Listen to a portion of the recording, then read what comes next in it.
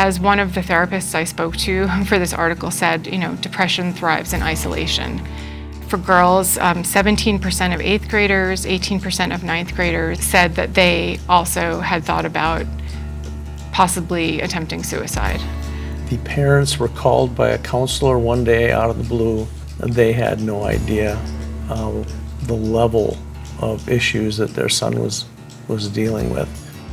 Jim Bayer and Juliana Allen are the lead reporters of an in-depth Eden Prairie Local News look at mental health trends in Eden Prairie schools. Silent Struggles is an 8-part project that serves as a kind of compass to understanding the challenges faced by many students, their families, and their schools. They have a lot of events. In early November, Jim Bayer and Juliana Allen talked with the guest host, Mike McIntee, about the series and the challenges. Suicide is one of those things we don't talk about. It's a taboo topic, but we're going to be talking about it today. I'm Mike McIntee, and joining me today are 2 reporters from Eden Prairie Local News. We have Juliana and we have Jim, who have been working on a series of stories about a rise in suicides that have been hitting not just Eden Prairie, but I think we've been seeing here rising nationally. We want to talk about why that's been happening and what can be done about it. Juliana, let's start, or Jim, I want to talk about, paint me a picture of the problem that we're facing. This all came to be because some local things happened in Eden Prairie, and Eden Prairie Local News is a hyper-local news outlet, and it's a huge topic we're talking about. We started out talking about mental health and violence among young men and suicide, all kind of based on several incidents that occurred in Eden Prairie. 3 of them were suicides of young men, all of whom had been students at Eden Prairie High School over about a 2-year period of time. The story that prompted this to come to life was the suicide at the Shields store in the Eden Prairie Center, where a young man from Edina, who had planned this carefully, went to the store, went straight to the gun counter at the store, asked to see a gun, was shown a gun, and he bolted with it. He had brought a piece of ammo with him and killed himself in the store. It became clear what happened later, but at the time it started out as an active shooter situation, and law enforcement and fire departments from all over the Twin Cities, or the western Twin Cities for sure, descended on Eden Prairie. And it was a huge story that eventually became clear as to what had actually happened. And we've also experienced some of this amongst our own young people in Eden Prairie. We felt the need to delve into the topic, as huge as it was, and it took us a while to bring it into a manageable size where we could actually decide what kind of stories are we going to do about this, and what's our actual goal. And the bottom line of our goal was really to educate the community. I don't think a lot of people realize to the extent that some of this stuff was happening in Eden Prairie, and even some of the experts says if anything, if you're able to educate the community about this topic and make it more transparent, then you've succeeded. Let's talk about some of the things that you discovered as you dug into this. Juliana, can you tell me what's been going on in the schools that maybe just hasn't been apparent to anybody who maybe isn't paying real close attention? Statistics and also anecdotally, we've heard that suicidal ideation and rates of depression, anxiety, and other mental health concerns have been rising for a really long time. But these were exacerbated by the pandemic. A lot of kids went into distance learning. They were isolated from their peers, from their support groups at school. And I think that sort of propelled the epidemic forward. Things got worse.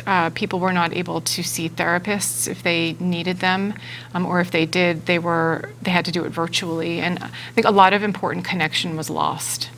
In 2022, the most recent Minnesota student survey was done, and that's a survey of all of the students in the state from different grades, but especially 8th grade, 9th grade, and 11th grade.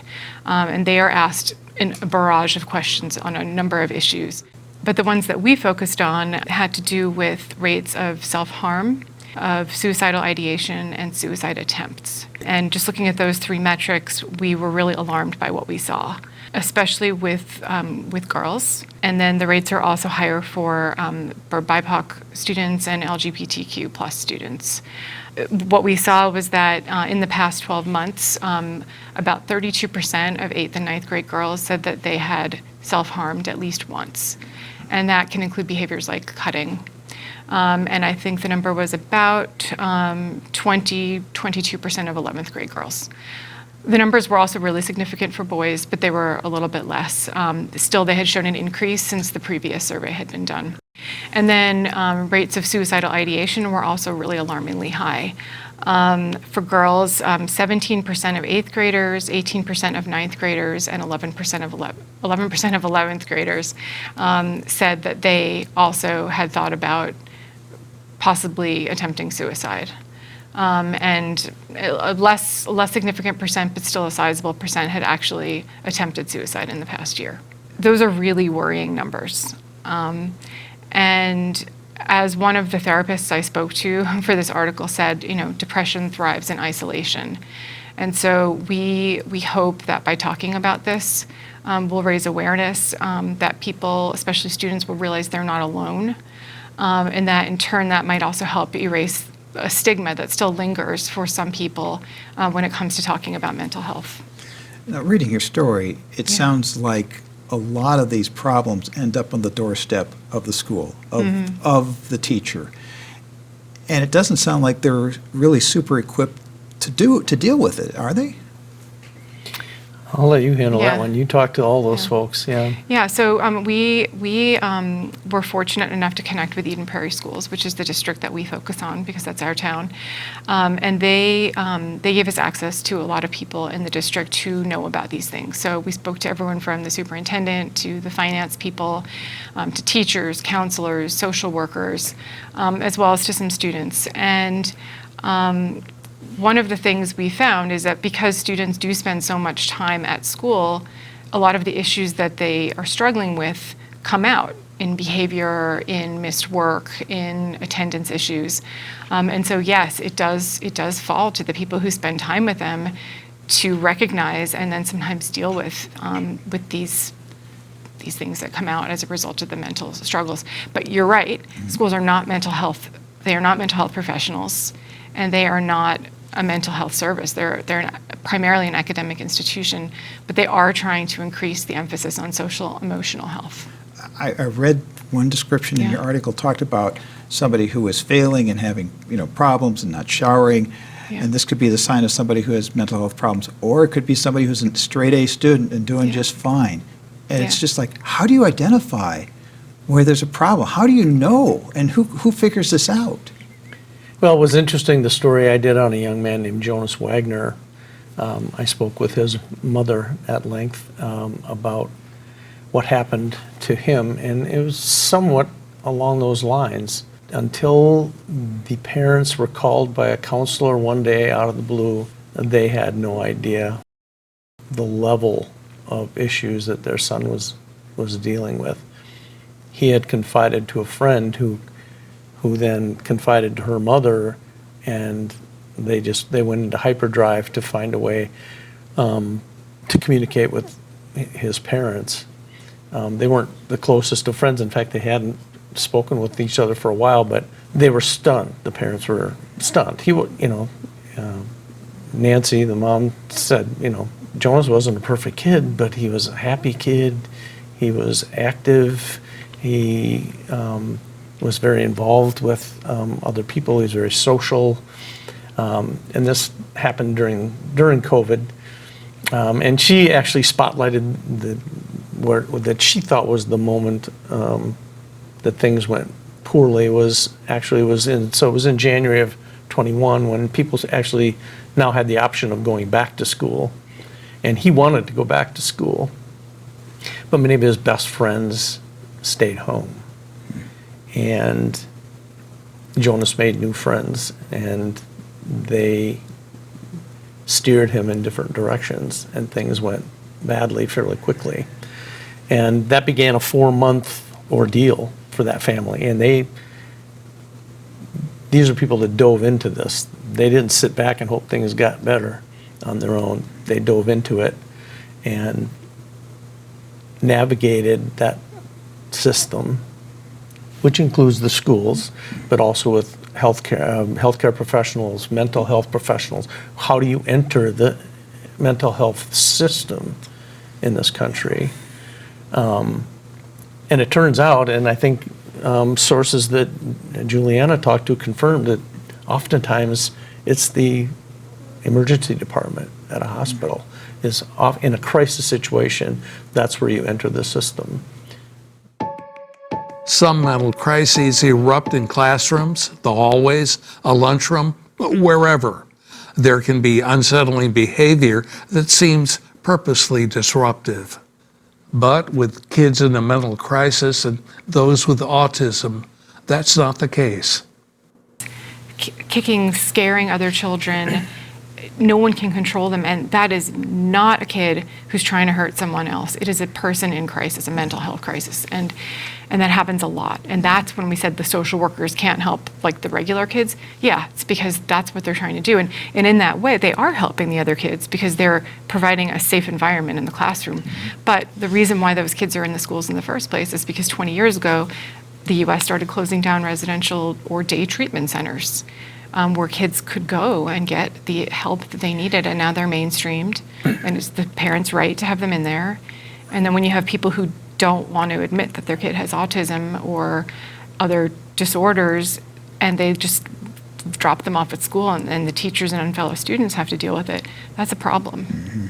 It's a challenge. Yeah, but that's federal law. That's It is federal law. IDEA, and that's, schools have been tasked, and by the way, don't get paid for Yeah. a good chunk of that task, Yeah. with managing those kinds of behaviors in the schools. Yeah. And my first job in Yeah. special ed was actually for a private company Yeah. that worked with kids with autism Yeah. who were sent there by school districts Yeah. who couldn't handle them. Yeah. And I was involved in more physical altercations in the course of 6 months with just trying to control kids from hurting themselves. They were kicking holes in walls. So it's the kind of behaviors that really oughtn't be in school, but they're tasked with that by law. Yeah.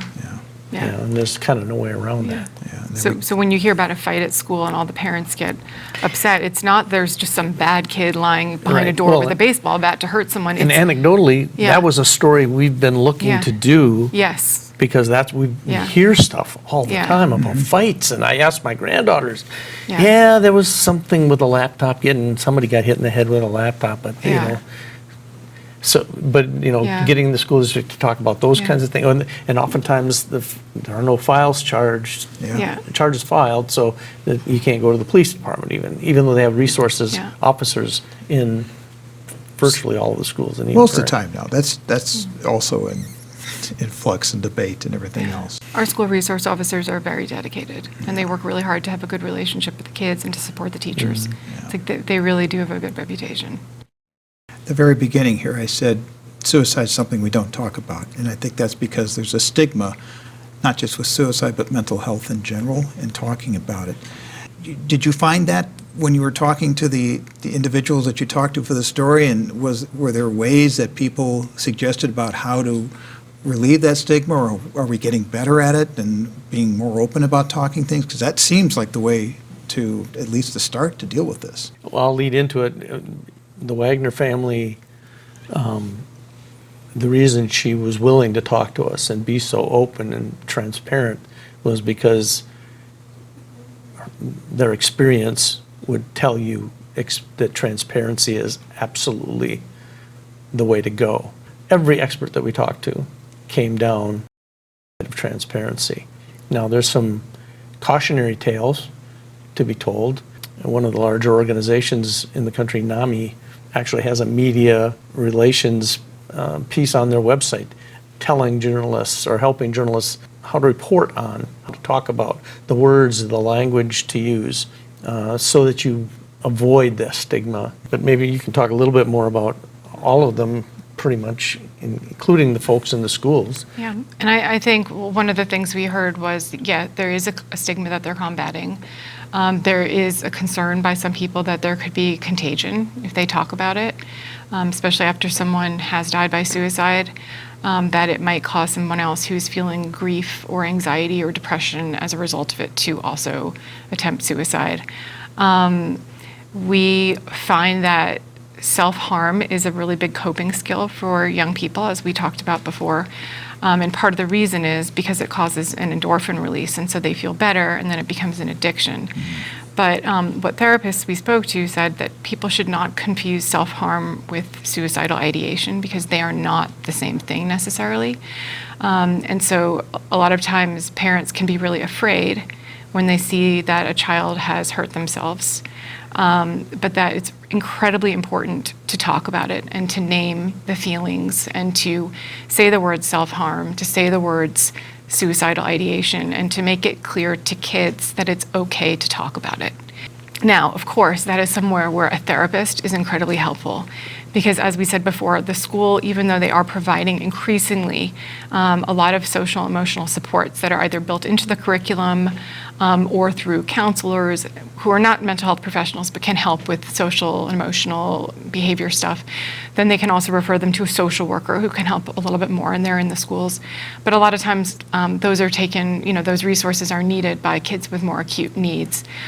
Eden Prairie Schools has a contract with the Washburn Center for Children in Minneapolis, and they have therapists in a lot of the schools. And so if you get referred, you might be able to actually see a therapist during the school day in your school, and then that becomes a really good person to talk to about these feelings. Someone who's trained to talk about trauma, who's trained to talk about suicide, who can also talk to the parents and help them learn to educate them about how to embrace their kids and not be afraid to talk about it. There's also a really big shortage of mental health professionals in the country right now. A lot of times there are not enough Washburn appointments to go around, so people end up on wait lists or just not getting an appointment at all. So schools do help to refer people to outside therapists. A lot of times they have lists of therapists that help with sort of specific needs or specific cultural groups, which can be really good because it's hard sometimes to find the right match.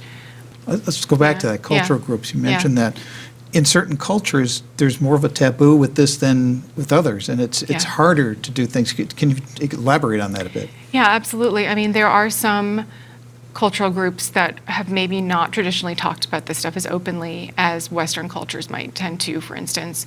And I have spoken to some people who said that they had students, some teachers who had students in their classes who were struggling with their mental health, and sometimes in a really serious way, but the parents were reluctant to accept help.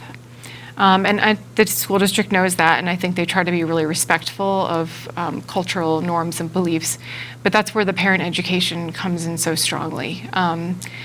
It's a big cultural shift for some people, and I spoke to a couple of students who come from a South Asian background, and they said that their parents did have a hard time accepting when they had a diagnosis, and that it took them a long time to allow them to go see a therapist for anxiety or depression or other issues. But once the parents did agree, it really helped those students a lot. So I think that's another piece of what we're hoping to do with our series, is show that mental health is health, and that everybody has mental health, and that it's important to intervene early, especially with kids, and not let it become a bigger problem down the road. Before we got started, we were comparing resumes here as journalists, and everybody here has had, we'll say, many years of working in various media. And I'm wondering, in all the things that you've covered, how surprising is this to you to have it essentially in your own backyard, a problem of this magnitude, a problem that hits home with so many people? Yeah, I think that was part of what made this such a difficult topic to get into for us. This is not something a local newspaper typically takes on. And I think I just want to add here and interrupt. Eden Prairie Local News is a nonprofit, small newspaper powered by the public, and not one of the big-pocketed corporations that run a newspaper. You don't have those type of resources to bring into this, so this has to be your own blood, sweat, and tears putting out a story. Right. Yeah, I mean, the team that put this together was essentially 4 people.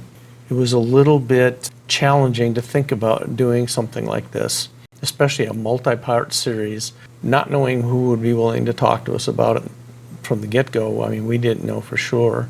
Finding a couple of moms whose sons had died by suicide, I think gave us some confidence that we had a story that we can tell. We had to humanize the story, and we knew we could find all kinds of experts to talk about it. We knew the schools might be a little bit of a challenge. Juliana did a great job explaining to the powers that be that this wasn't a gotcha story. We live there. We live in Eden Prairie. Both of us I've got 2 grandkids at the high school. Juliana has children at the high school. This was a story that we felt that the community at large may not be as aware of as we thought. As a local newspaper, I think we see that as part of our job, is to educate the community however we can. Julianne and Jim, thank you so much for joining us today. Thank you. Thanks, Mike. The 8-part Silent Struggle series is available online at eplocalnews.org. That's eplocalnews.org.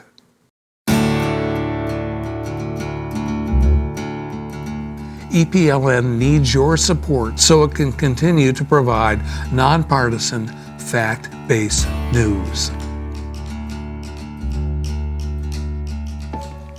Thanks for being with us. I'm Jeff Strait.